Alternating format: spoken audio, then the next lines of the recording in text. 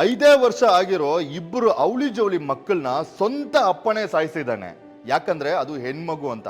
April 3, 2026 ತೆಲಂಗಾಣದಲ್ಲಿ ಅವಳಿ ಜವಳಿ ಮಕ್ಕಳನ್ನ ಅವ್ರ ಅಮ್ಮ ಮನೆಯಲ್ಲಿ ಇಲ್ದಿರೋ ಟೈಮಲ್ಲಿ ನೋಡಿ ಅವರಪ್ಪ ಗಾಡಿಯಲ್ಲಿ ಕರ್ಕೊಂಡೋಗಿ ಹೊಲ್ದತ್ರ ಇರೋ ಬಾವಿಯಲ್ಲಿ ವಿಷ ಕುಡಿಸಿ ಮಕ್ಕಳನ್ನ ತಳ್ಬಿಟ್ಟು ಸಾಯಿಸಿದಾನೆ. ಹೆಣ್ಮಕ್ಳು ಅಂದ್ರೆ ಅವ್ನಿಗೆ ಆಗಲ್ಲ ಅಂತೆ, ಹುಟ್ಟದಾಗಿಂದ ಜಗಳ ಆಗ್ತಾ ಇದಾರೆ. ಮಕ್ಕಳು ನೋಡಿದ್ರೆ ಚಿನ್ನ ತರ ಇದಾರೆ.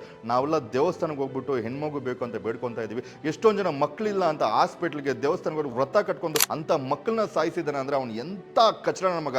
ದಯವಿಟ್ಟು ಲೇಡೀಸ್ ಕ್ಷಮಿಸಿ, ಯಾಕಂದ್ರೆ ಕೆಟ್ಟ ಮಾತು ಯೂಸ್ ಮಾಡ್ತಾ ಇದ್ದೀನಿ. ಯಾಕಂದ್ರೆ ನನಗೆ ಕಂಟ್ರೋಲ್ ಮಾಡೋಕ್ಕಾಗ್ತಲ್ಲ, ಅಷ್ಟೊಂದು ಎಮೋಷನ್ ಆಗ್ತಾ ಇದ್ದೀನಿ ಇಂಥ ಸೂಳೆ ಮಕ್ಕಳಿಂದ. ನಿನ್ಗೆ ಜೀವ ಕೊಡ್ಬೇಕಂದ್ರೆ ಒಂದು ತಾಯಿ ಬೇಕು, ನಿನ್ಗೆ ಮದುವೆ ಮಾಡ್ಕೊಬೇಕಂದ್ರೆ ಒಂದು ಹುಡುಗಿ ಬೇಕು, ನಿನ್ಗೆ ಎಲ್ಲ ಖುಷಿ ಕೊಡೋಕೆ ಒಂದು ಹುಡುಗಿ ಬೇಕು. ಆದ್ರೆ ಅದೇ ಹೆಣ್ಮಗು ನಿನಗೆ ಮಕ್ಕಳಾಗ್ಬಿಟ್ಬಿಟ್ರೆ ನೀನು ಸಾಯಿಸ್ಬಿಡ್ತೀಯ.